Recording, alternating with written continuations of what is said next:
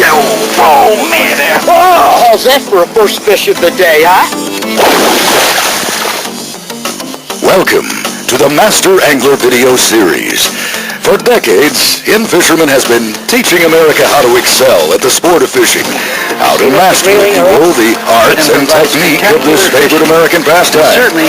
This series of information-packed programs continues that rich tradition of angling education. Just because of that little point there that's so perpendicular to the shank, and you can't set them like a normal hook. Most of the time in these reservoirs, you'll get the fish to move up in the spring. With my rod tip high when the lure is at long distance. Lake trout from the far north.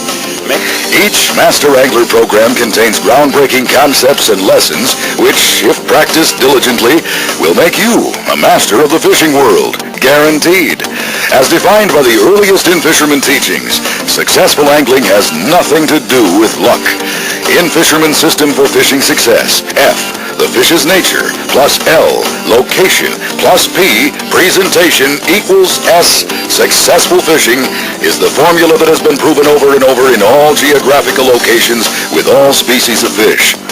The Master Angler video series taps the thought processes and experiences of North America's greatest anglers, experts in multiple styles of fishing for virtually every fish that swims in fresh water. Bass, walleyes, panfish, pike and muskie, catfish, stripers, trout, and salmon, along with all those other fish, will be featured during the course of this series. Crafted from In-Fisherman's extensive library of heart-pounding action, breathtaking scenery, incredible underwater footage, and state-of-the-art graphics, the Master Angler video series is destined to become a classic in home video libraries across America.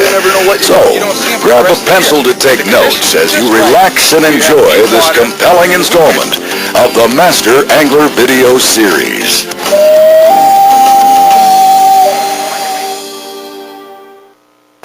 Hi folks, I'm Doug Stange, the editor-in-chief of In-Fisherman magazine. We're on the upper Mississippi River, north-central Minnesota, great body of water for largemouth, smallmouth, walleyes, and of course panfish, the very fish that we cover on this particular program. Before we get into that though, I want to show you something just up over the bank here.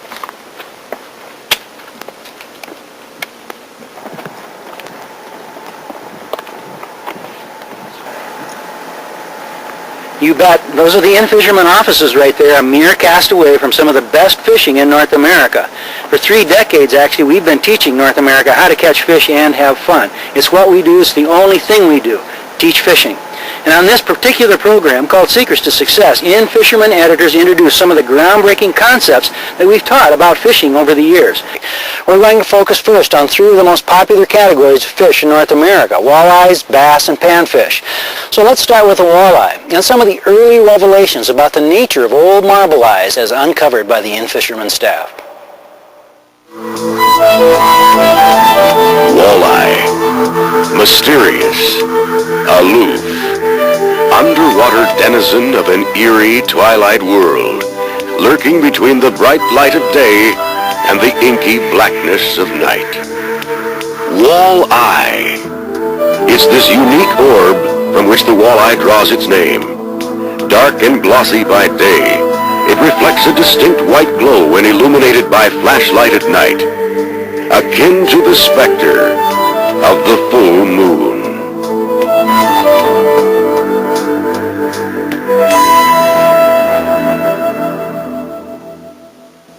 The back of the walleye's eye is lined with a light-gathering substance which collects and magnifies small amounts of light, creating excellent night vision.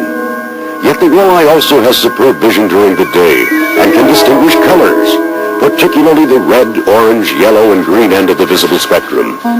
This ability to see well at all times of the day or night gives it a distinct advantage over certain prey, such as yellow perch, which are strictly daytime feeders. At dusk, when perch rest with their fins touching the bottom, walleyes attack.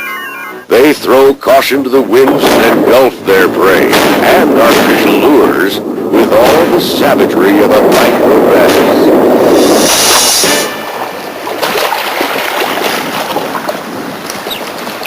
Surprised? Hi, I'm Dave Sanda from the shores of beautiful Mille Lacs Lake, Minnesota, one of the world's premier walleye fisheries. Admittedly, walleyes are often considered a lazy or timid fish, which respond best to slow-moving live bait techniques. Yet there are also plenty of circumstances where they strike with just wild abandon, day or night, deep or shallow, on the bottom or suspended. Hey, even when you're musky fishing.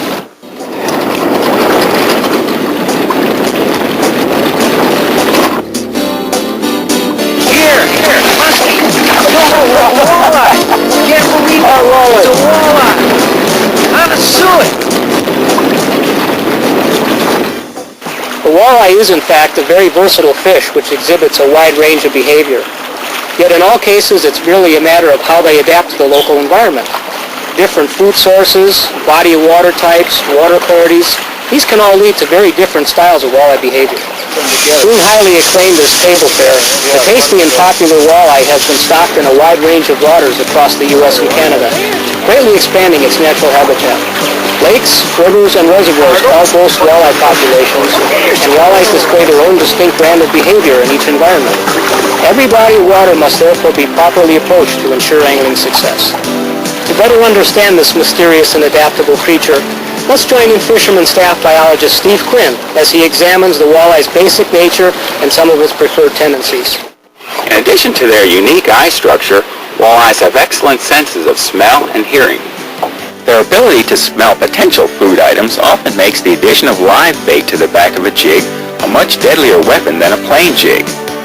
Walleyes sense sound and vibration in two ways, through their inner ear and with their lateral eye. The ability to detect sound alerts them to approaching prey and plays an important part in their feeding strategy in darker, dirty water and at night. Large, bulky, noisy lures are often effective at night, whereas you're usually better off with smaller or subtler presentations in clearer water or during the day. Walleyes are sometimes called walleye pike, but that's an incorrect term.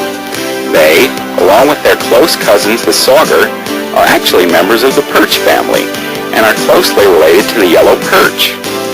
The two species are often found together in many good walleye waters, and perch are often a primary walleye forage. The walleye is a cool water fish, meaning that it functions best in lakes and rivers that are neither icy cold nor too warm.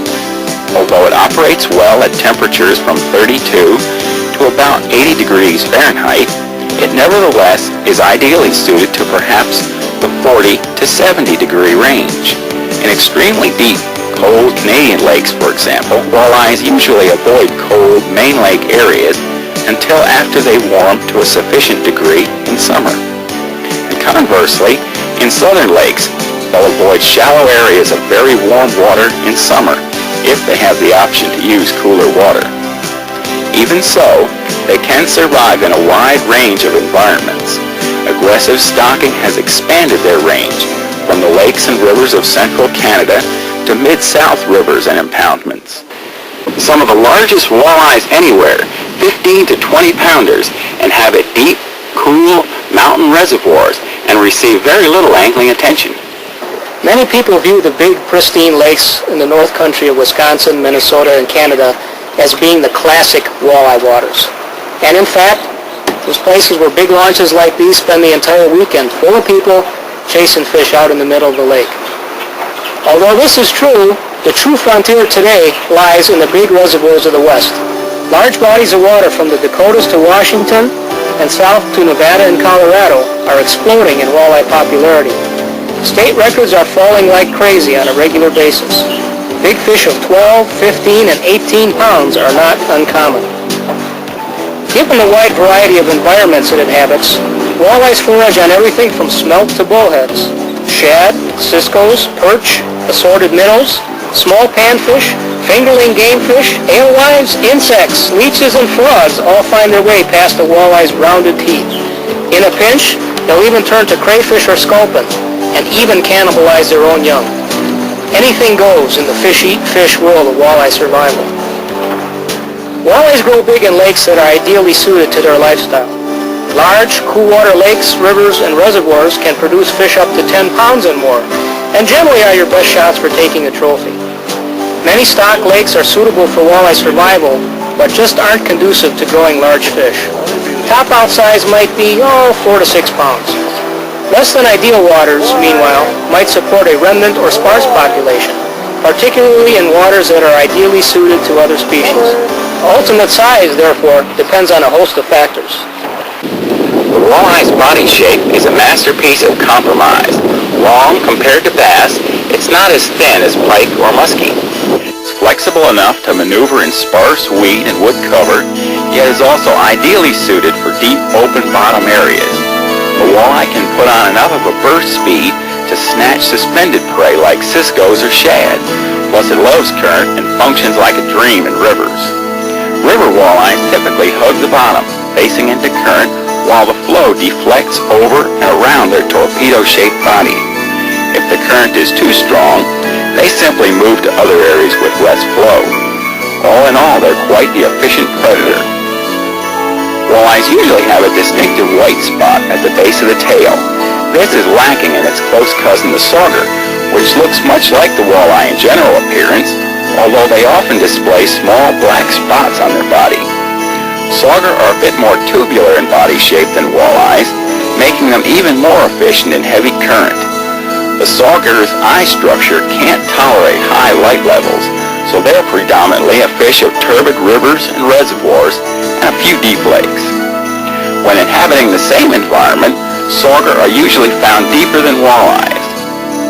The two species will often hybridize in nature, and the resulting saugi may be difficult to distinguish from a true sauger without scientific examination. In general, walleyes grow the largest, sauger the smallest, and saugi in between.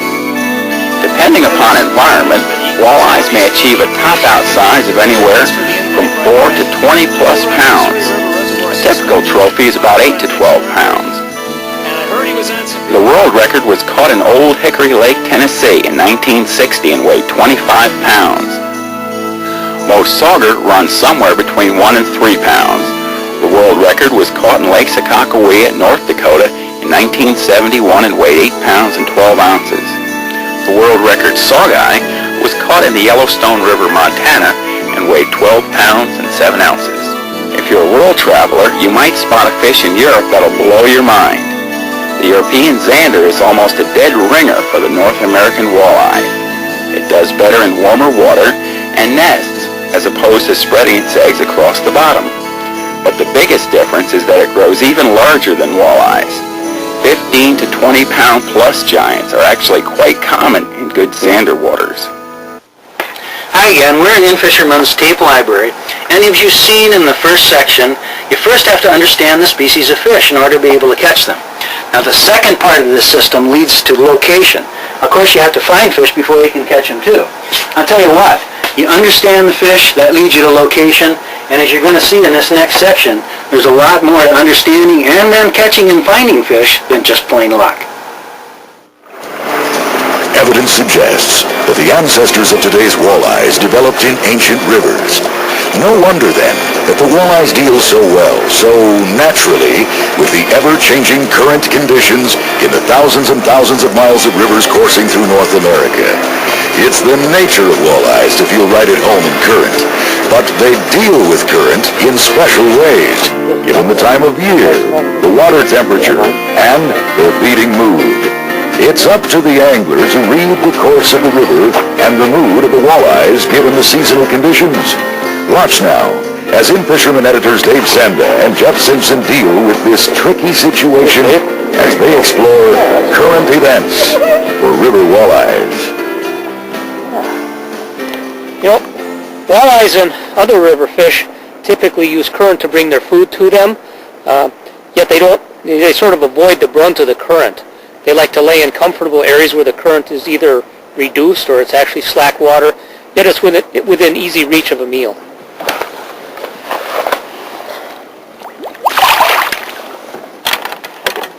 Walleye anglers typically focus on two different types of current breaks. One is a very visual and distinct edge, and the other is a general area of reduced current flow. Let's take a look at both. Distinct current edges usually are formed by the disruption of current by objects like bridge pilings or by the intersection of two different flows. Active fish often position directly along that distinct edge, ready to dodge into the current to snatch a meal. It's easy to predict their exact location. General areas of reduced current form where the current gradually lessens, like below the inside turn at a riverbed. Current is swifter along the outside of the bend, gradually tapering to a slower current along the inside of the bend. Where current breaks are indistinct, fish often spread out across much wider areas, so their exact location is harder to predict. Current breaks can be either visible or invisible. Current breaking around a point or a bridge piling creates a visible line on the surface with the knife-like edge of current meeting slack water extending from the top to the bottom. These are usually the easiest forms of current break to see in fish. Current breaks formed by objects lying on the bottom can be visible in shallow water due to the surface disturbance created by water breaking over the top of a wing dam, rock pile, boulder, or log.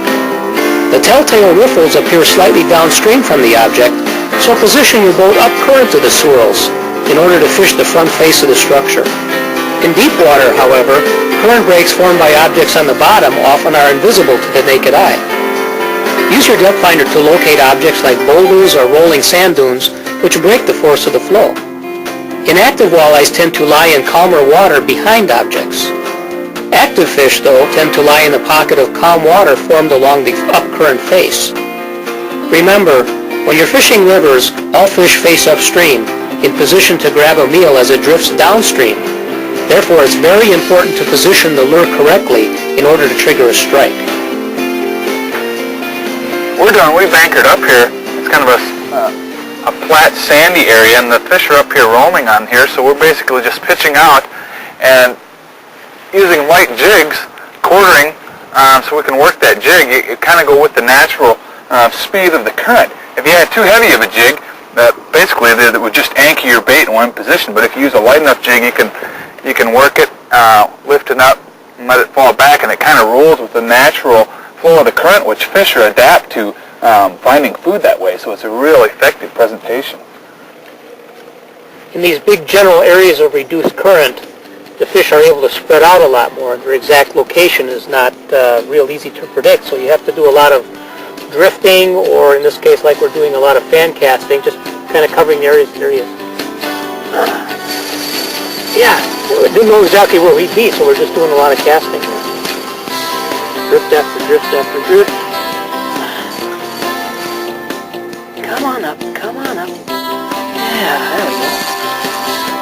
Need it though, it's way down the road. You got one too, Jeff? Yep. Attaboy. We're sort of like tickling these walleyes with our little jigs. Ah. There's a nice one. Not relating to anything specific, just that one large general area where the current is spread out. And that's something I think a lot of people don't understand. When you've got low flow, slow conditions like that, do a lot of drifting.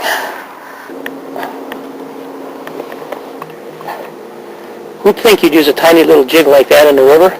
But we've got such low flow conditions in shallow water. Fish are spread out a lot, and I think getting the bait out a lot farther from the boat is helping us catch more walleyes today. And the interesting thing is, because they're not in any one specific spot, we find we can re-anchor, get 1 or 2 bites, and then nothing. We have to slide down 50 or 75 feet, re-anchor again, get 1 or 2 bites. It pays to lift the hook once in a while. Walleyes also assume general positions in a river based on seasonal patterns, water level, and current flow. The faster the flow and higher the water levels, the more likely walleyes are to be closer to shore and tighter to distinct current breaks, eddies, objects, or cover. This is a common spring condition due to snowmelt, spring rains, and seasonal runoff.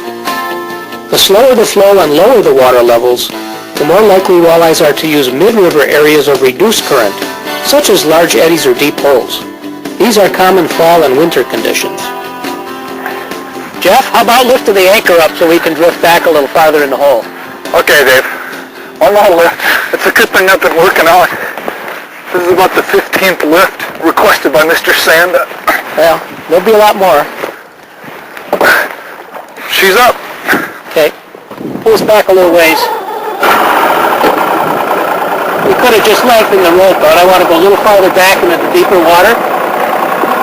And I've noticed that I'm going to have to increase the size of my jig a little bit. My 16th ounce is not now tumbling properly. We're down to 13 feet of water. I got to bounce up to an 1/8 ounce in order to maintain the bottom contact. Okay, drop that anchor, boy. We're on the inside portion of a river bend, and the current's actually a little slower here, so these fish seem to be stacking up in here. We're going to work them over here again. This 1/8 ounce here is matching real good to the current here. It's tumbling just correctly, tick, tick, ticking along the bottom in the deeper water. And that's really the key in any river fishing situation. You have to match the weight of your tackle to the depth and to the current. It's a real combination. And if you do it just right, it flows along in a real natural fashion, whether you're taking the bottom for walleyes with a jig or you're working a spinner across some ripples for trout or whatever. Match your tackle to the current conditions, you'll catch more fish. Ooh, that one's got some shoulders to it. Bump up. Thump, thump.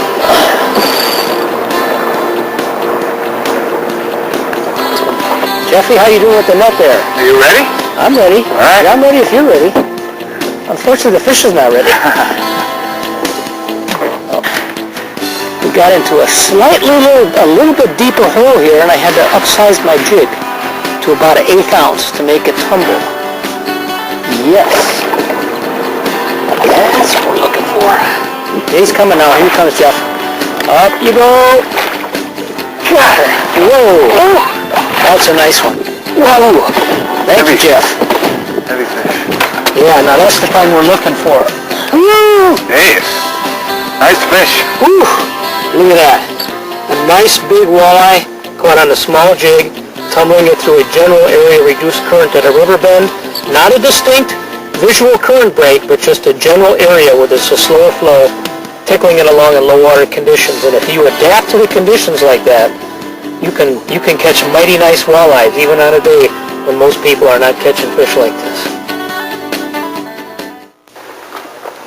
Once you understand the basic nature of the fish species in question, which of course brings you to location, the next step in the sequence is presentation, finding an actual method to catch the fish. Now, great walleye anglers know lots of basic methods to catch fish, which they then modify based on the situation they find themselves in the field.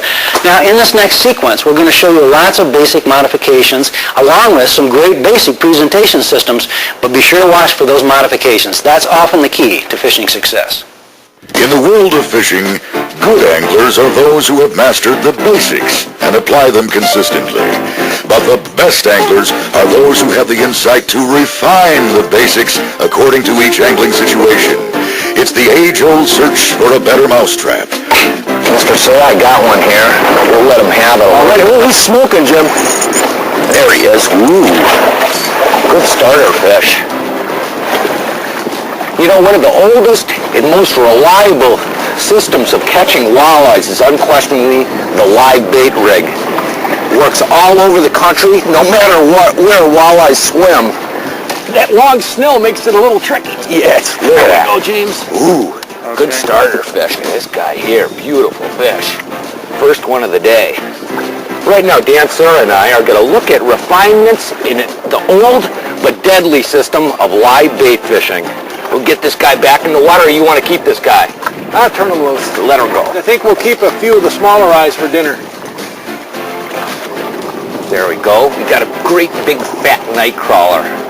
As we were talking about, the simple live bait rig is unquestionably one of the most reliable systems to catch walleyes no matter where they swim. Basically, it's a sinker, a ball-bearing swivel, a leader, and a hook. And as of recently, manufacturers have really come up with some really interesting wrinkles that have made live bait fishing a lot more effective. Smoking, James. We're on that pot of fish again. Ooh. And when you're fishing live bait rigs, you learn to sweep set. It's especially important in the deeper water fishing situations where you may have to pick up a little slack, and you want to use at least, I like a 7.5 foot rod with a good open bail spinning reel with a good quality drag, and this fish has got a little heft to it, James. You wonder why you need a long rod. Look at this. You got a long snout. Well, not a giant, but certainly a fine eater. There you go. Fish is just smoking, Mr. Sura. Ooh. I don't know about this one. This one here doesn't seem to be a real big boy. But you wanted for some dinner fish. I think we got one here. That fish was up on the top of the flat. There he is. Boy, they're beautiful fish. Come on. Where are you at? Right there, James. Okay.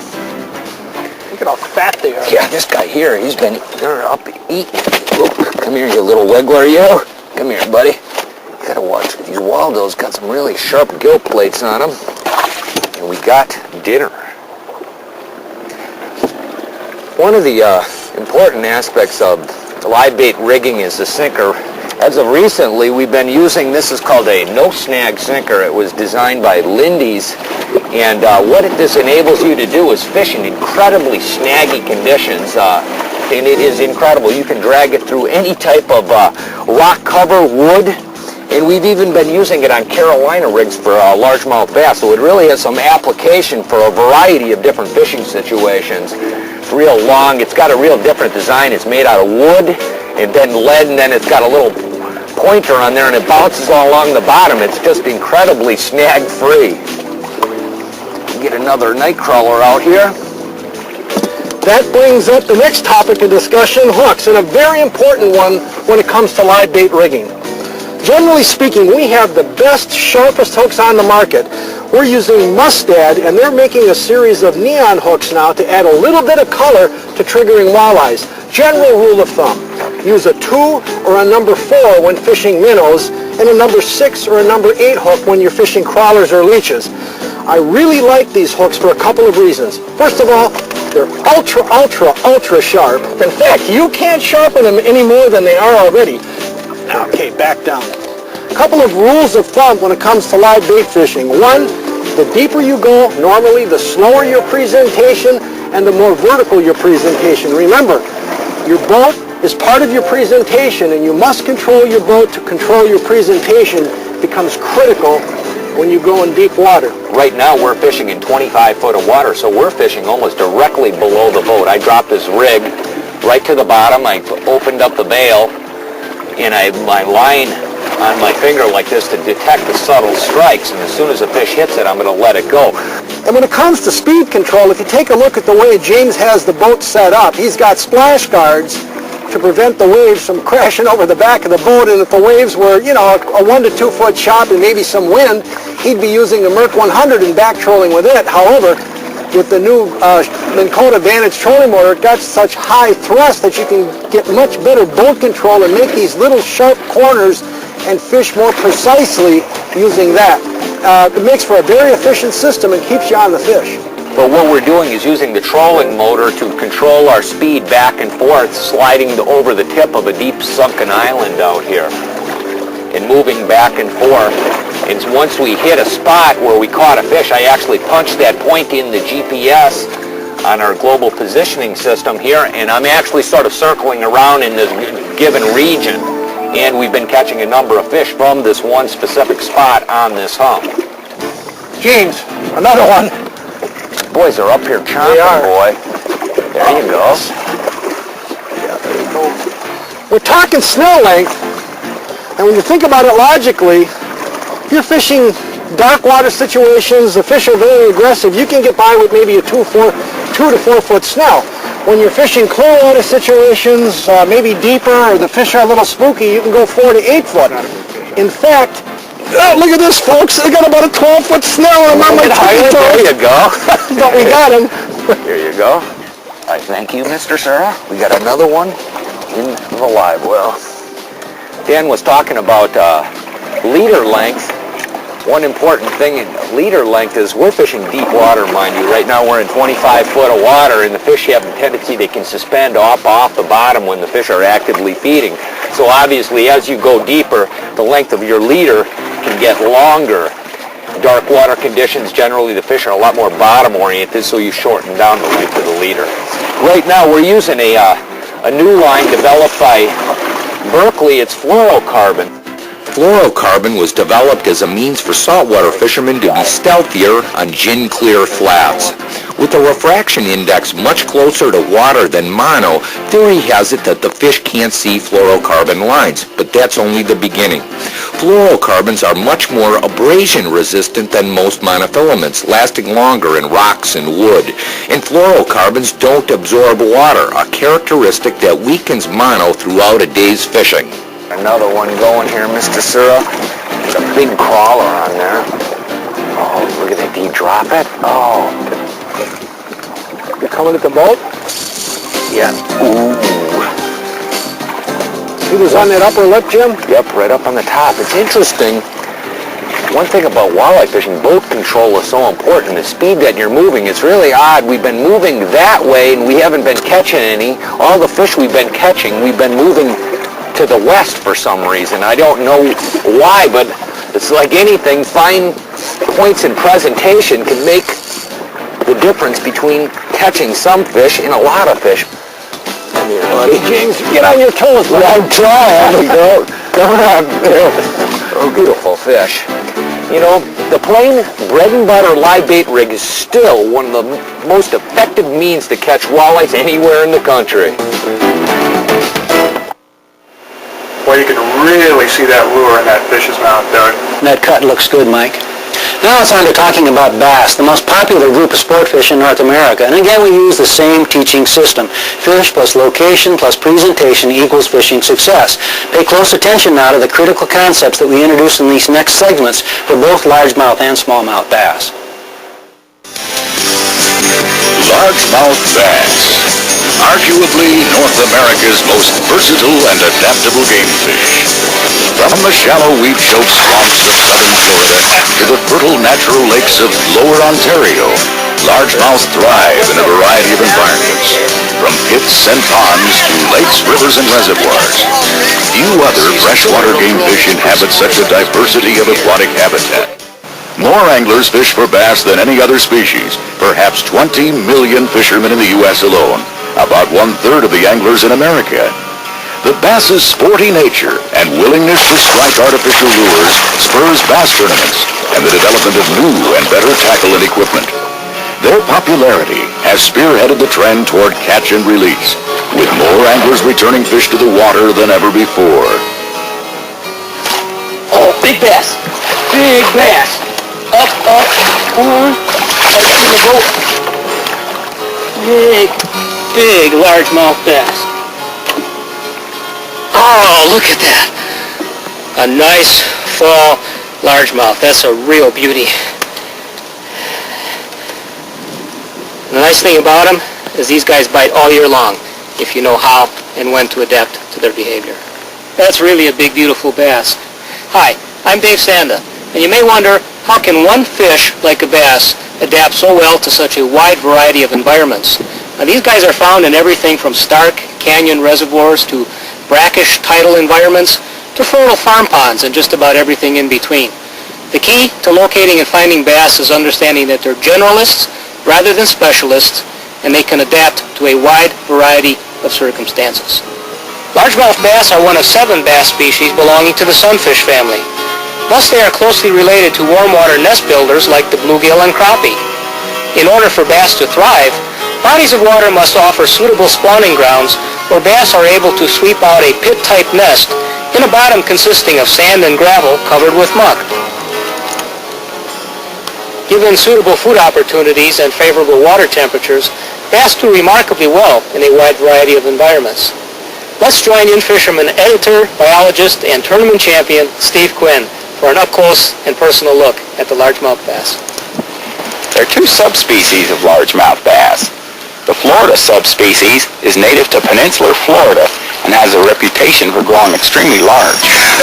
Fish over 10 pounds are common. Northern bass are native to cooler waters. They typically grow slower and live longer, up to 10 or 15 years. They usually don't grow as large, however, and 6 6 or 7 pounders are trophies. Nice bass. There's a natural intergrade zone that apparently extends from South Carolina through Mississippi, including North Florida. Bass in this region are adapted to environmental conditions intermediate between northern temperate waters and semi-tropical peninsular Florida, and their genetic systems reveal a blend of both subspecies. Only scientific examination can determine the genetic makeup of individual fish, however. The world record, caught in 1932 by George Perry from Montgomery Lake, Georgia, weighed 22 pounds 4 ounces and was probably an intergrade. Trophy seekers have often sought to stock the Florida strain in their local waters. Stocked Floridas and the ensuing crossbreeds have prospered in some areas, most notably around San Diego, California, where huge bass of 18 to 20 pounds have been caught and possible world records swim. But the truth is, Florida bass are best suited to very warm water. North of a line from Southern California to Central Texas to Georgia, the introduction of Florida genes can actually hurt the local bass population. Florida bass and their offspring just aren't suitable for stocking into cooler environments. Now, northern bass, like this guy here for instance, thrive in cool water. In fact, they seem to require several months of water temperature dipping below 50 degrees in order for their eggs to develop properly. Now, the largemouth has several very unique characteristics that make him look a little different than other fish. One is his huge underslung jaw and giant mouth, and the other is this very distinct black stripe on a greenish-black body. Contrast these with the much smaller mouth structure and barred bronze appearance of its close cousin, the smallmouth bass. The largemouth's cavernous maw allows it to forage on a wide range and size of prey. Soft-fin minnows, sunfish, bullheads, and small game fish comprise a large part of the bass's diet. In reservoirs, shad often provide the main course, though they're somewhat atypical food, since adult bass usually don't chase food in open water. Crayfish are often plentiful and make easy meals. Frogs, amphibians, insects, rodents, birds, and nearly anything of edible size is fair game. Bass have excellent day and night vision and can distinguish between most colors, making them very versatile predators. They have three-dimensional vision, looking forward, and are best able to focus on food in this area, although they can spot potential prey to their sides. They needn't avoid bright light, but often seek shade because it protects them from other predators and gives them a visual advantage over approaching prey. Bass are alerted to the distant sound of danger or approaching prey through both their lateral line and their inner ear. But the final decision to attack a bait or lure generally is determined by sight. If it's close enough and looks good, they gulp it right down. How close is close enough for a lure? The size of a bass's strike window is based upon their state of aggressiveness. Active or aggressive bass have larger strike windows and will move to strike a fast-moving lure. Neutral bass have smaller strike windows or zones and require slower and closer presentations. Inactive bass have small strike windows. Presentations often must be placed right on their noses. Bass species tend to be stout and stubby with large fins, a characteristic making them ideally suited to maneuver in tight places like lily pads or timber. Bass lack the streamlined body and burst speed of open water predators like stripers or salmon, but they function well suspended in open water if they don't have to compete with more efficient predators.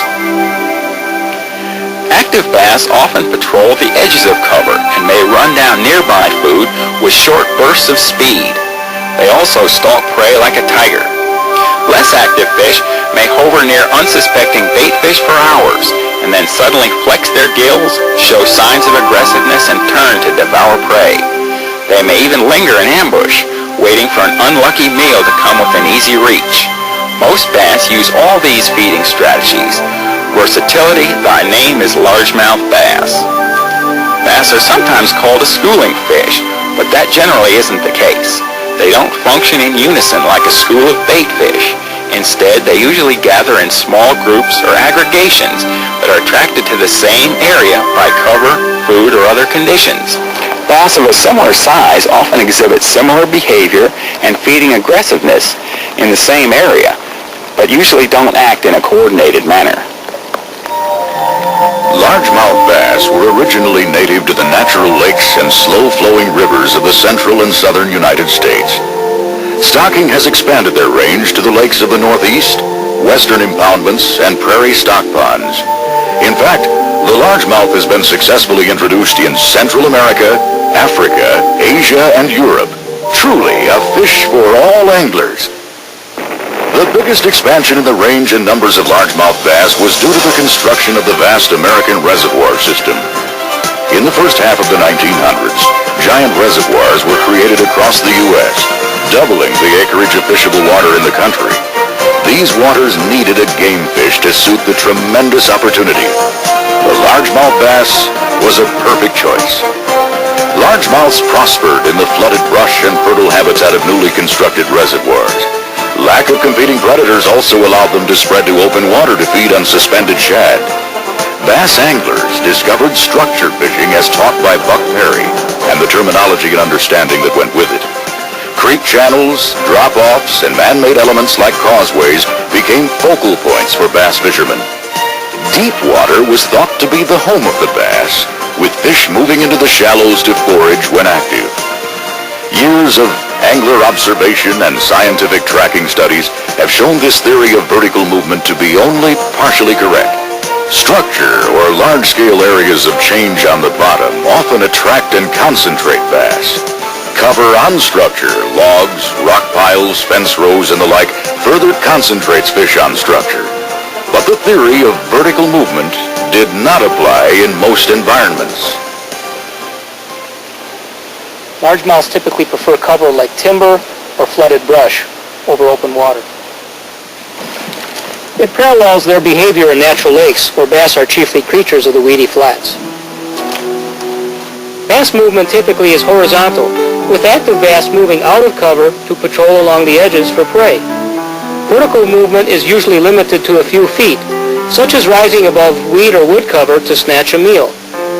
The bass's closed swim bladder cannot adjust to rapid depth changes like the vented swim bladder of a salmon or lake trout.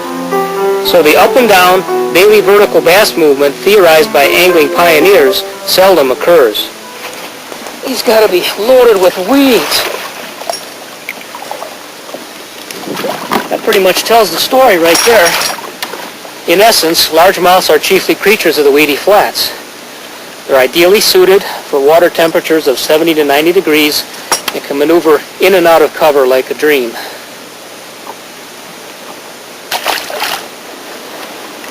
Why then do some anglers catch largemouth bass in deep water? Well, in most cases, the bass that inhabit deep water have adapted to new environments that allow or encourage them to use the forage that roams there. Largemouths, for example, live in deep water above the summer thermocline in northeastern lakes. Bass aren't native to these waters and have few competing predators other than small pickerel. Bass expand into deep habitat in addition to their natural shallow water spots. In reservoirs with suspended shad, bass often use the deep edges of timber or rock points, feeding on shad that pass nearby. Some bass, chiefly smaller ones, roam open water, feeding on shad and temporarily living a suspended lifestyle. But when a substantial population of big, open water predators like stripers are present, fewer bass exhibit such traits. In Midwestern natural lakes, bass and other sunfish predominantly use shallow weed zones and their deep edges.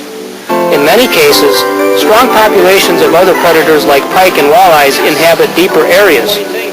Largemouths do best in a shallow water lifestyle, which is their natural niche.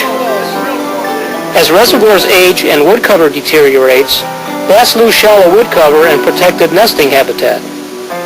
Impoundments experience fast boom years followed by declines. Happily, however, a new cycle is beginning in many of America's best bass impoundments. Natural aging favors rooted weed growth, creating a new arena of bass fishing that many southern reservoir anglers have just begun to experience.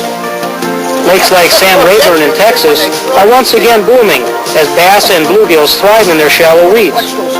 Anglers naturally shift their emphasis from wood to weed growth, the natural home of largemouth bass. Oh, Steve, look at her. She's coming up. Oh, Yeah, there you go. oh man. Nice. Ooh, beauty. Oh. Man, oh man. Whoa, slow down, baby. I didn't want to get back in on that point, Steve. There's probably a school of them suckers there. You know, Steve and I actually been out here for a couple of hours. You gonna jump one more time? No. We've been out here for a couple hours. Look at that baby, huh? And we've been actually going through a variety of different kinds of baits to establish a pattern. Now, in today's fishing world, you hear people talk about patterns a lot. But there's really a lot more to establishing a pattern to put bass like this in a boat consistently or any other kind of fish. And today we're going to be talking about some fine points of pattern fishing.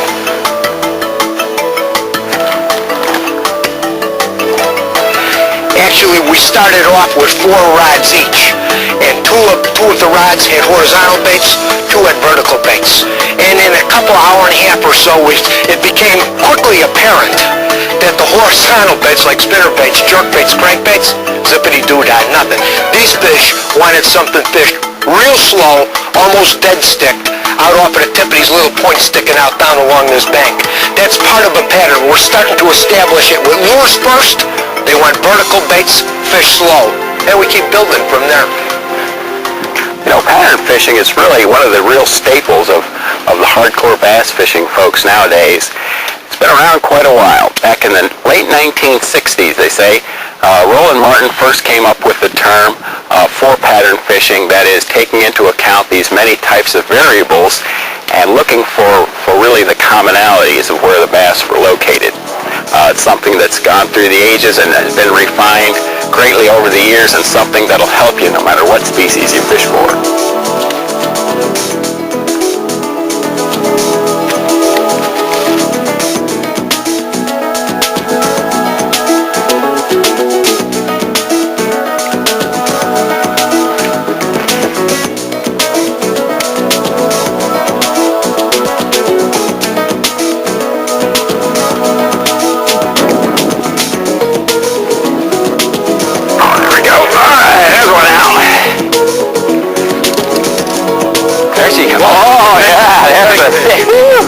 Big fish. There's a good one.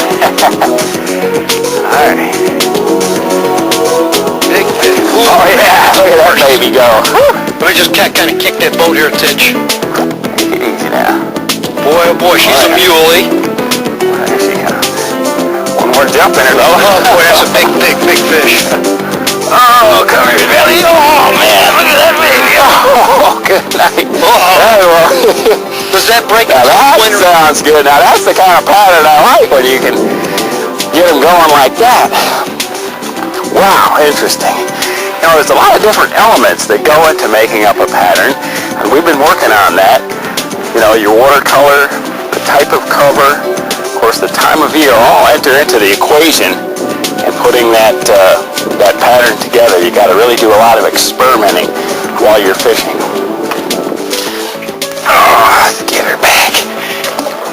In determining a fishing pattern, consider important environmental conditions like water clarity and depth, type of cover, sun versus shade, wind conditions, related structural elements such as points or flats or steep breaks. Also, time of day or bait fish activity. Not all these aspects can be capsulized, of course, but the tighter the pattern becomes, the more efficient your fishing becomes as you eliminate areas and even spots without having to fish them. You know, there's a lot of things to keep in mind when you're looking at a pattern. Naturally, there's lure patterns. Then there's cover patterns. There's weather patterns. Wind has an impact on all of these things. Water clarity impacts it.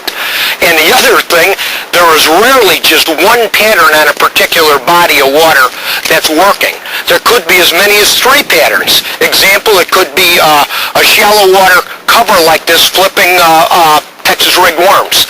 It could be cranking wind-swept points, The other pattern at the same time might be flipping jigs in deep milfoil beds on the outer edges in 8 to 10 feet of water.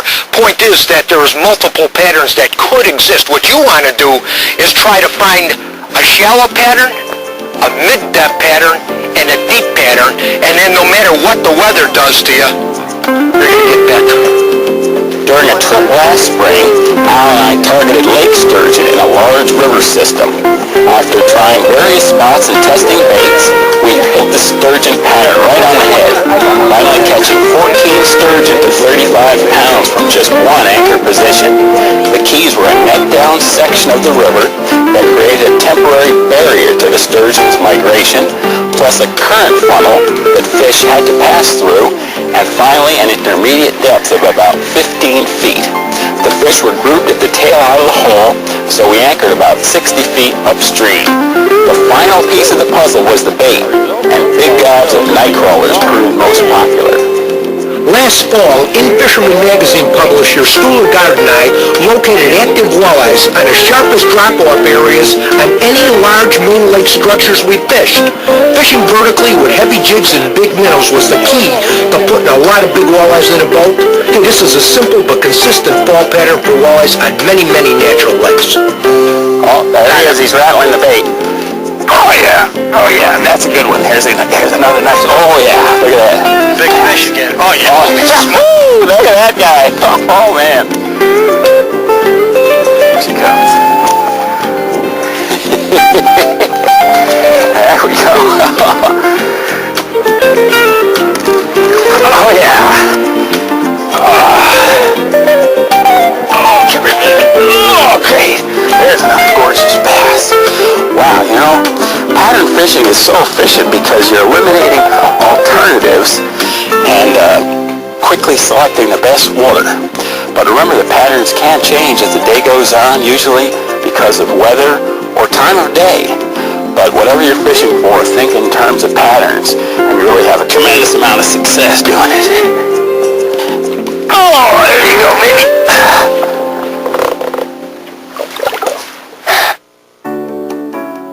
The question of how fish perceive their world has always been a puzzle. Sometimes fish race from cover to seize a lure, and at other times baits dropped in front of their nose fail to get a sniff. Unpredictability, thy name is bass. To shed light on this issue, in-fisherman researcher Ralph Manns developed the concept of strike windows, also known as strike zones. Seems Al Lindner and Steve Quinn are busy trying to decipher the strike zones of the largemouth bass. Actually, the only way we're getting any bites out of these bass is jigging that spinner bait. You know, jigging it. Steve and I are on a lake we've never fished before, and we're trying to read the pulse of the fish, trying to see what the strike zone is. And once you understand the strike zone, which is the mood of the fish, it really has a lot to do with the lures you pick and how you fish them. That's what we're going to be talking about today.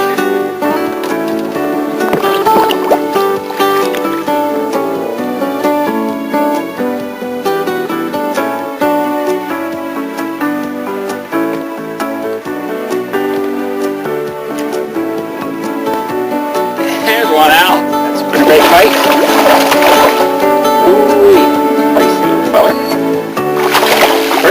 Pretty bass. Come here, baby. Oh, yes. Now, talking about that strike window or strike zone concept, another important factor in determining that is looking at the environmental conditions, such as the water color and the type of cover that you're on. Now, as you can see here, we're dealing with a rather green, fertile body of water that naturally will limit that strike window.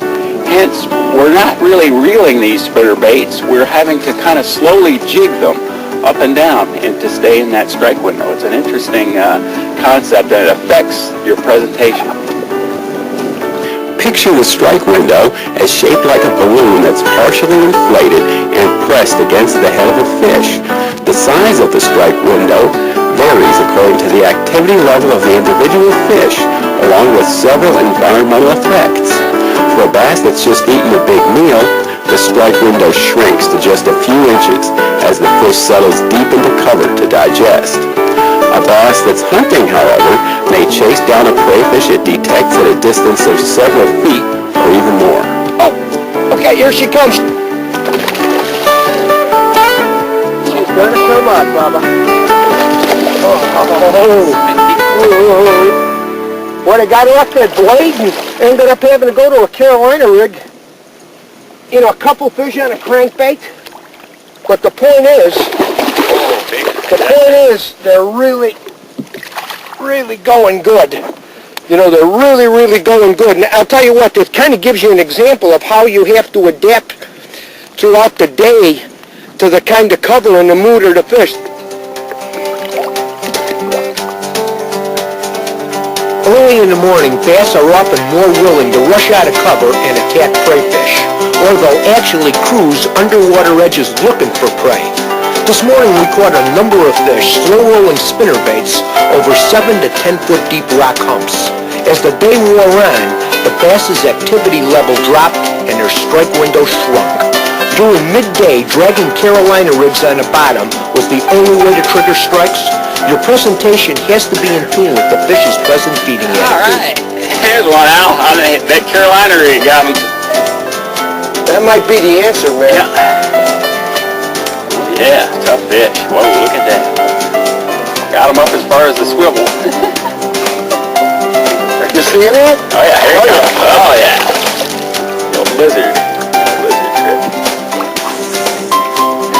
Bass. Oh, yeah. There we go. Yeah. Look at that.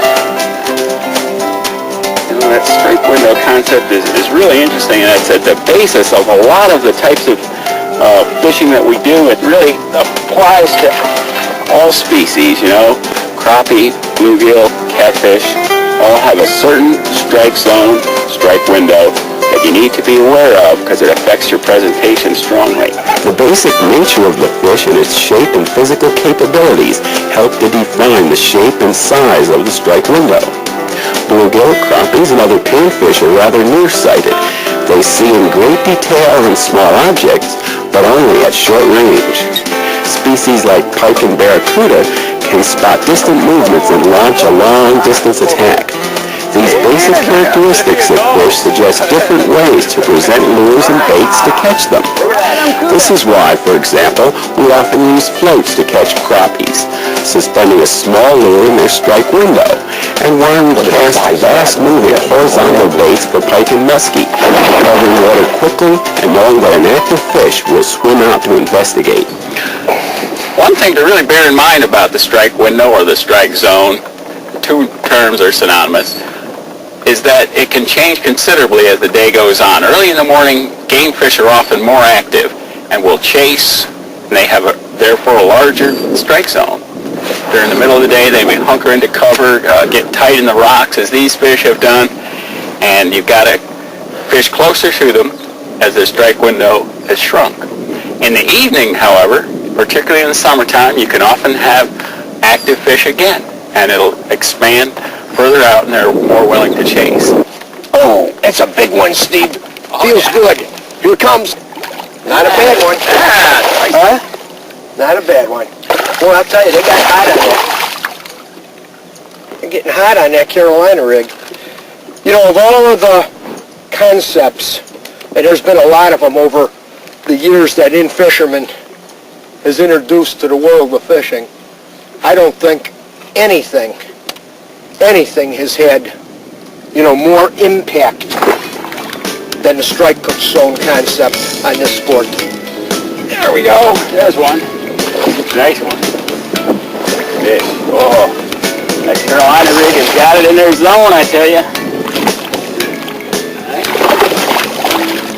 Oh, man. Oh, come on now. There we go. Nice bass. Real nice fish. All right, remember this year, that concept of the strike zone will put the fish in your strike zone no matter what kind of fish you're after. finally it's time to take a look at panfish, particularly as members of the sunfish family like bluegills and crappies. We're at our fish observation tank at In-Fisherman, and this is where we do a lot of studying of the fish that we talk about. Now with panfish, of course, many people have formed a lifelong attachment to these critters, and why not? They're widely available across the country, they're excellent eating, and they're relatively easy to catch. The first important point in finding and catching these fish, though, is understanding panfish. Locating and catching trophy bluegills can be as challenging as catching trophy muskies, walleyes, or bass. The key is to determine what bodies of water have the right elements to grow monster gills, understand their seasonal movements, and use the proper presentations for the conditions you face. Let's join Dan Sura and James Lindner That's that in hot spot. pursuit of monster gills. That little clump right there. There he is. There we go. That little tray. There we go. Look at the size of that one. You know, great big bluegills like this actually live a different lifestyle than the smaller ones. Here's a thumbnail sketch on how to follow big bluegills in a lake throughout the course of the season. Big gills can be found in depths of less than a foot of water or more than 50 feet and everywhere in between. In early spring, many gills, large and small, make movements to shallow water bays and channels that warm fast by spring sun. Big gills tend to spawn deeper or in different areas than the smaller gills. The peanuts usually bed tight to the bank in 1 to 3 feet of water. The bulls, on the other hand, hold on sand or marl in depths of 3 to 8 foot. Look for transition areas between soft bottom bays or rocky hard bottom points. Reeds are often a good indication of the right type of bottom composition.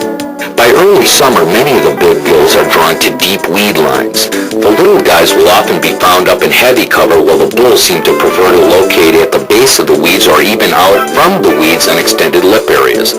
By mid to late summer, the largest of the gills can often be found in areas more associated with walleyes and bass than bluegills.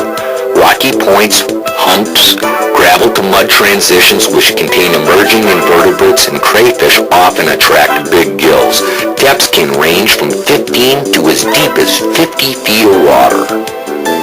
Optimum waters for big bluegills. Obviously, small lakes and farm ponds are great. Why? Well, generally, they don't get a lot of pressure. The fish can grow big. In the north, you can have a bluegill 8, 10, maybe even 12 years old. That's a real rare fish. However, these mid-mezzo lakes, these classic walleye lakes, also grow these big gills. Open water and a really good plankton population are critical to growing big gills. Now, gills will eat lots of different food, and that's also one of the things. A prey option throughout the course of the season will help you grow these really huge gills. And remember, the big gills are not, and I repeat, are not weed-oriented. They're out there in the open water and the more open environments. That's where you're going to find them. How deep are you? 3 feet? Yeah. Got them that time. Oh, there we go. We're on a bed of them. They're in there. They're holding. Maybe they slipped out of that. Whoa, look at it. Oh, come here. Oh, I can see them. Oh, there you are. I got them. That's a good trick. What? That's a good trick. Right from here, right from that little deep clump there. Look at the size of that one. Beautiful fish I don't know there. if he's a pound, James, but he's pushing a pound. You know, right now we're fishing in like 4 to 6 foot of water. Generally, really big gills like this will bed in deeper water, where your small fish will actually bed in, 1 to 2 foot of water. But the big fish, you actually won't even be able to see where the beds are at. They'll be in stuff like this in a lot of cases. That's a beautiful bluegill, though. Like Jim was saying, when you get a colony of these gills, But you're hung on the back of the boat. There you go. There we go. I don't think he's as big as yours, but That's a nice one. nothing to sneeze at. But take a look at this fish for a second, folks. The bluegill. Look at the shape of the fish, designed to operate in and around cover, but also use of limited open water. And these big blue bluegills during midsummer will use open water regularly, as well as other deep structural elements, much like walleyes. If you're thinking of a mid-mezzo lake, you've got rock humps, you've got sand, you've got deep weed lines.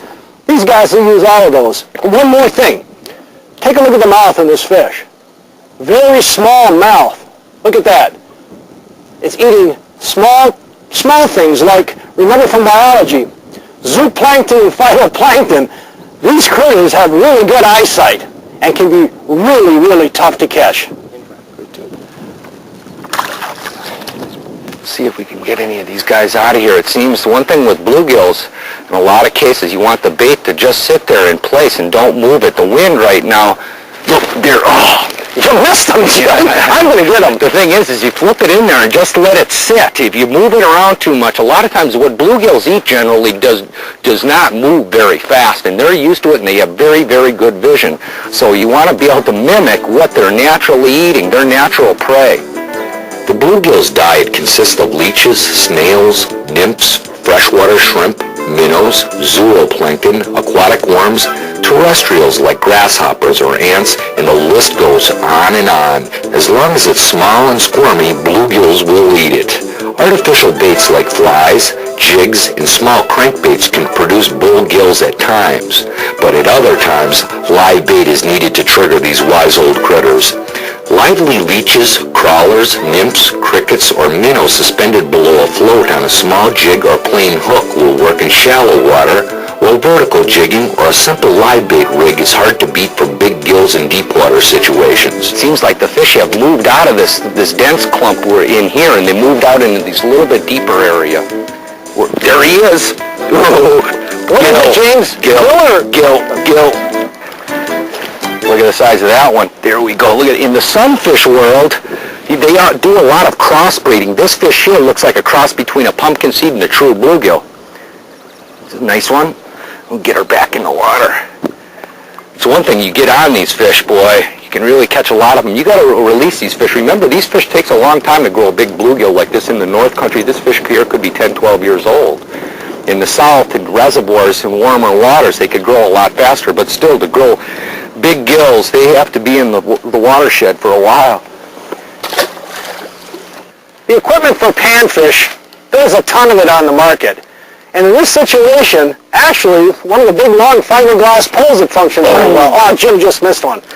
I happen to be using a quantum micro system. I like the 6.5 to 7 foot light action, but notice the backbone in the rod. Very, very critical when you're pulling this fish out of a little bit of cover.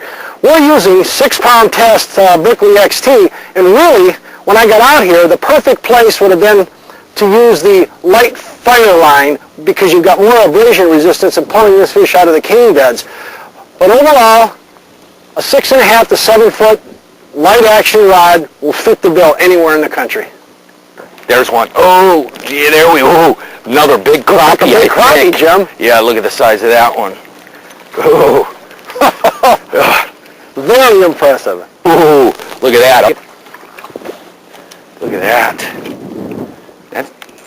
This guy is to the size where he's more of a ripper model. Look at the size of this guy here. Whoa. Oh, how about that one? Well, you can see how fat. These fish are just prepping to spawn in the next week or so, and these fish just started to actually move up into the shallow water. Beautiful fish, though. It's got to be 1.5 pounds. What do you got there, Dan? There he is, James. Oh, what a beautiful colored fish. Almost like a tropical fish. Giant pumpkin seed with some real shoulders. Got these spawning colors. Got him? Yeah, I got him. I had him. He's got me wrapped. Maybe he'll go out back out. There he is. I did the Jim Ringer trick. Gil? Pumpkin seed. Big pump. Oh, While Jim is rebaiting, I'm catching a few of these fish from the I know you're sort of hot spot. You're sneaking into my spot. He's doing his best to keep me off the fish. He's a good enough fisherman without having to do that. Weigh that one. Weigh him. There's a scale right here. I got a normal scale. Just get this. That's not a real big one. But This is not what Jimmy would call a Horsolini. He's only 12 ounces. yeah, no, not even. He's 8. He's an 8 ouncer. He's 10. I can tell you. 10. 12. What did Yeah, I you say, should. 10? Can you? Oh. Them other ones were 14s. There you go. And that's the smallest one we caught today, right? That's a beautiful fish right there. Look at the size of that. Hand size. The colors. That's why you call them panfish, but the thing is, it's really hard for me to be eating guys like these. These are really too much of a real trophy. That should get one right there. Oh, look at them cutting through there. Oh. See, when they get hung up like that, what you do is you just back down to them for a second or two. A lot of times they'll swim out. Oh, no. You back down to him and let the fish, there, as soon as he starts to break away, usually, Average size is unbelievable, Daniel. like that one. These really big bluegills, you also find them in the same areas that crappie use. Ah, look at the hook them in. Look at that one. Oh, come on! Oh, we're talking bull bluegills, not Michael Jordan and Chicago Bulls. Look at that. You follow these tips and you search the lakes in your home area, you can really surprise yourself for some of the biggest bull bluegills of your life. Late spring and early summer find bluegills near their spawning habitat in bays and coves. The fish are plentiful, but so too are the anglers.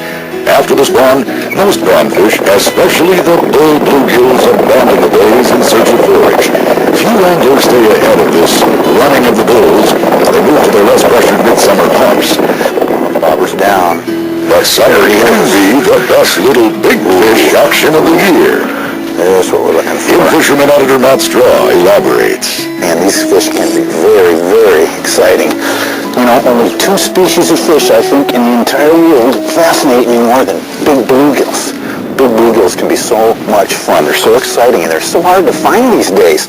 You know, it's late summer. We're out here. We're on a mid-lake rock pile, and we've been looking all day trying to find fish like this. Found a lot of little ones, but to find fish like this, you got to search. You got to look around. In late summer, there are 3 or 4 key patterns that we're going to show you for catching fish like this. Let's put this guy back. There you go, buddy. During the late spring and early summer, bluegills are easy to find. They're shallow and in many cases visible. But after the spawn, most bluegills, especially the bulls, tend to move deeper or out into open water in search of adequate forage. In natural lakes, they may locate on the deep weed edge and feed on minnows, or they might move farther away from shore onto weedy humps. The location we're fishing today is a submerged rocky hump where the bluegills are feeding on tiny crayfish. This too is a classic summer pattern. Deep rocky shoreline points may also hold late summer gills. In general, look for deeper structure in the shallower half of the lake, areas where the deep water is less than 45 feet in most cases. Oh, there's one. There we go. Get control over this guy here. Boy, these deep rock pile fish can be the biggest fish in the lake because they get ignored. You got to remember, bluegills spawn in summertime. They spawn when the water temperature gets up there around 70 degrees. Look at this guy. Ooh, nice fat girl. They spawn when the water temperature gets up there about 70 degrees, and you'll see them up there spawning, and everybody's usually cued in on that because the fish are so easy to find. They're up there against the bank, and they're easy to see. But by midsummer, a few weeks after they spawn at least, they move out into these flats, usually 15 to 25 feet, and they find rock piles out there, and what they're feeding on are crustaceans. And a lot of times you can catch these fish with little craw imitations. Little Berkeley micro power craws are very effective for these fish, or a worm or a leech, any kind of bait. They're not usually very picky, but if you want to find fish like this consistently, you have to find spots that aren't being hammered by anglers every day. So consistently producing fish like this is a matter of getting offshore in the summertime. There's a bite. There we go. Oh, that's a little better fish. Yeah, now I've stopped and started vertical jigging here. This little porker. Look at that guy. Now I've switched to vertical jigging. So I've switched to about a 6-foot rod here, a medium light action rod, because a lot of times you don't need to use the lightest line. And we're using 4 to 6 pound test line on these rods. And right now, fishing with a split shot rig and a hook. I'm just dropping it down over the side of the boat, and these fish are down on a rock pile in the middle of the lake.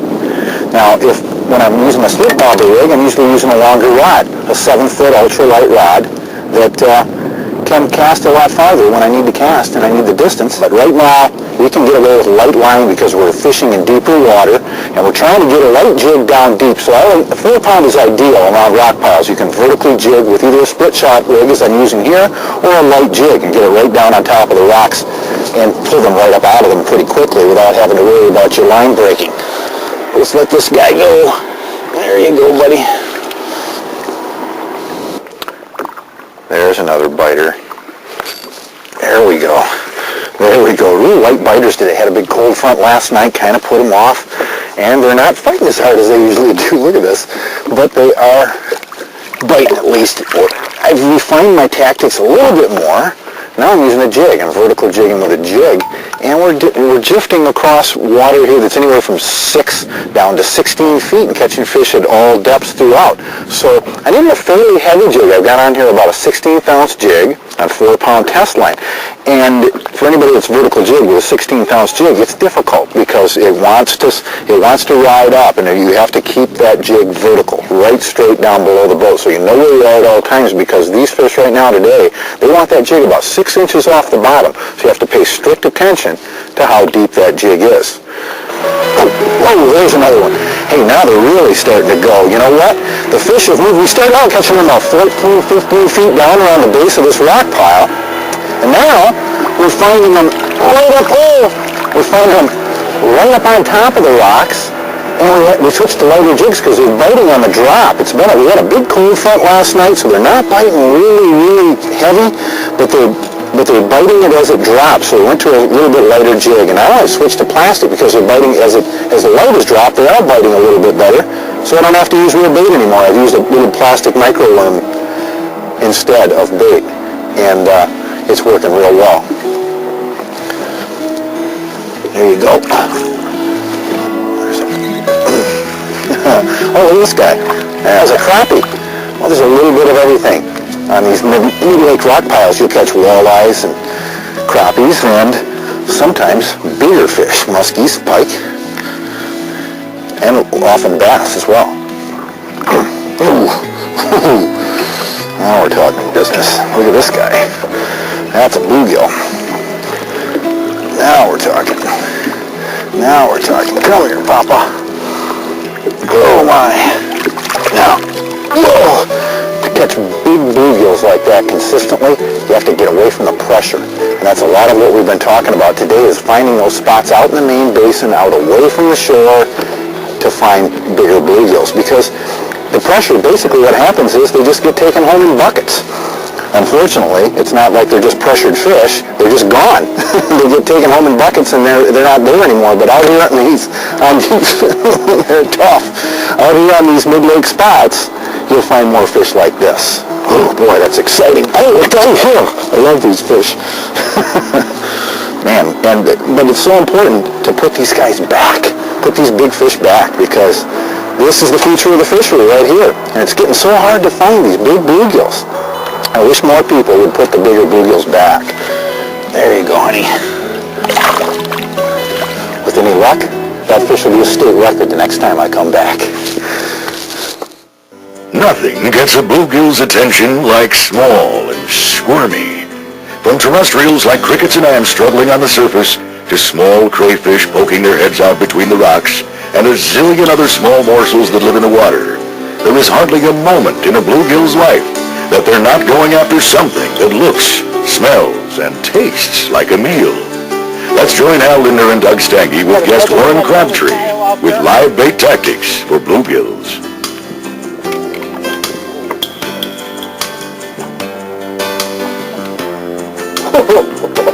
Big gills. Oh man, it feels like a good one. When they pull, I mean, they really get the, look at them. That is a good one. I was impressed when he told me today that we were going out here. He says, I got an idea. You got a net with you? Bring it with you. Look at the size of these things. When you got to bring nets for bluegills. And he says you can also, he had a 114 bluegill yesterday. That's a big gill. Really a big gill. You know, when these things get to getting really active and biting, you can catch big bluegills like this on flies or small jigs on light line or on casting floats. they'll get pretty aggressive. But much of the time, the big gills, to really concentrate on good numbers of them, you got to go with some kind of live bait or a live bait artificial combination. That's interesting down here. We're using crickets. I've never fished crickets before. The key to fishing any kind of live bait for bluegills is matching the riggings to the bait itself. I'm going to put this big sucker back. Look at that. Those are really giant gills. I haven't been on gills like this for a long, long time. Pretty good one. Yeah, that's one of the biggest ones, bigger ones.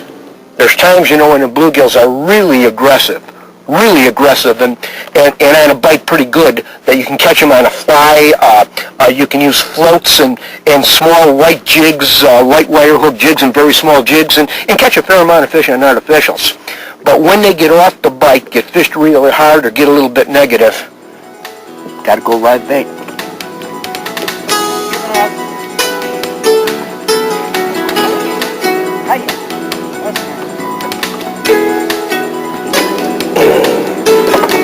Big old pins.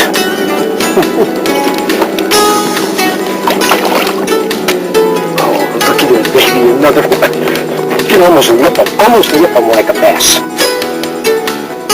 You know, I really believe, as far as bluegills go, day in and day out, jig size and hook style can be more important than any other panfish species. Really important with bluegills. When you're chasing gills with minnows, leeches, or worms, a number 6 through 10 Mustad Aberdeen fine wire hook is tough to beat. For small grubs like maggots or waxworms, I prefer a number 6 through 12 Mustad beak hook with a baitkeeper system. For nymphs, freshwater shrimp, and terrestrials, a number 8 through 14 Mustad shrimp and caddis hook is a good option. As far as jigs go, use the lightest weight jig that you can get away with. Most will be 1/32 of an ounce and even much, much smaller than that. Use jigs with no collar when tipping with only bait. When using jigs with plastics, like for added color, non-action tails seem to work best. Hair and feather jigs also work well with some live baits.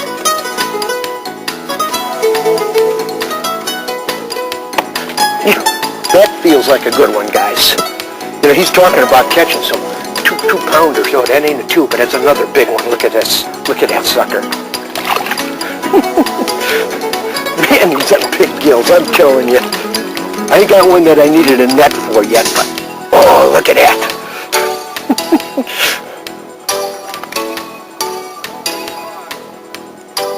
Doug's pounding them back there, and we're pounding them back here. This is a field day. We'll probably need a few of these big gills tonight, but I'm going to throw some of them back.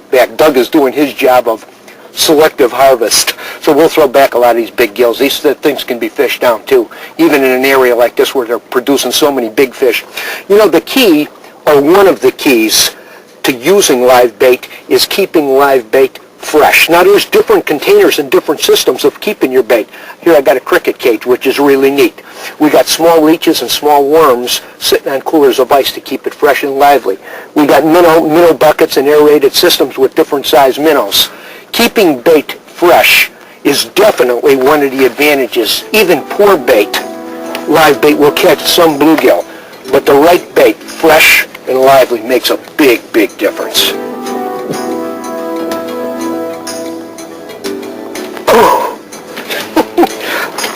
Ooh, it feels like another one of them jumbos. As soon as we get in a new spot, you get them right away. See on my rod how sensitive, look at it. See how sensitive this rod is?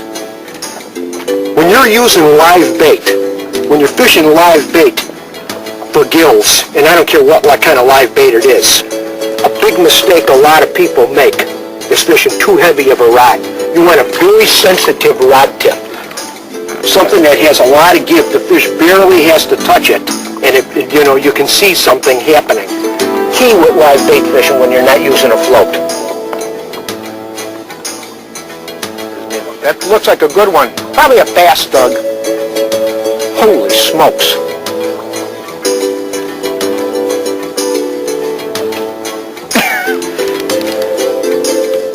Man, oh man, this is just a field day. Just a field day. Good field. Oh, another nice fish. Another really good one. Look at this It's been a long time since I sat on big bunches of gills like these.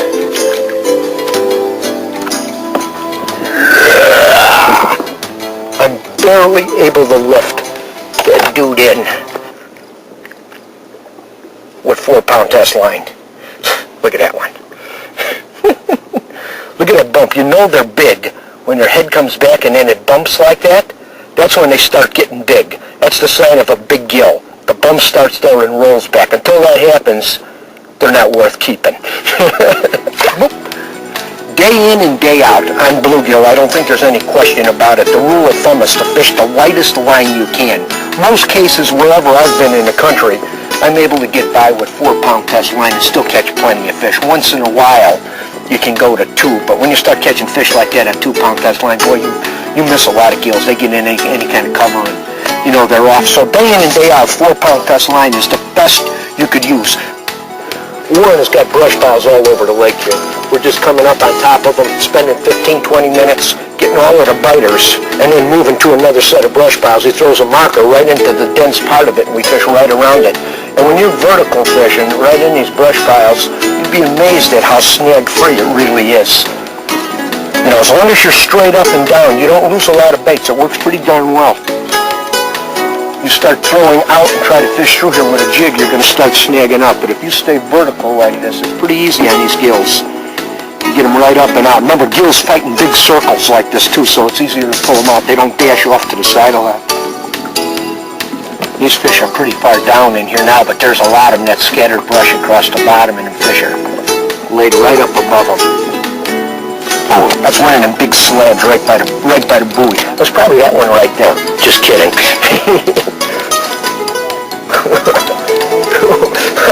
It's incredible. Look at it.